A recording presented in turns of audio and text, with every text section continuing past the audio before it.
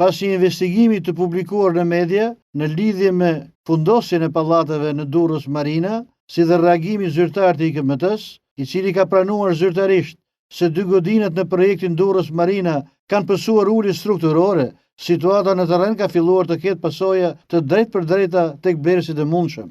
Burime bëjnë me dije se këto ditë një numër qytetarësh që kishin prenotuar ose ishin në proces blerje të apartamenteve në këtë kompleks janë paraqitur pranë zyrave të shitjeve për të tërhequr nga kontratat apo rezervimet e tyre. Sipas këtyre burimeve, vendimi është zxitur nga pasiguritë e krijuara pas publikimit të dhënave mbi fundosjen e godinave dhe reagimeve zyrtare të institucioneve. Piranha News ka bërë me dije se gjendja e krijuar ka sjellë konfuzion dhe tension mes blerësve, të cilët shprehen se nuk kanë marrë garanci të mjaftueshme mbi sigurinë strukturore të projektit, i cili më herët ishte prezantuar si një nga investimet më të mëdha dhe më moderne në vend. Pas denoncimeve publike nga piranjat dhe së fundmi konstatimeve të IKMT-s, besimi i publikut ndaj projektit duket se është lëkundur ndjeshëm, duke ngritur pikpyetje të reja mbi çërinë e tij dhe sigurinë e strukturave të ndërtuara.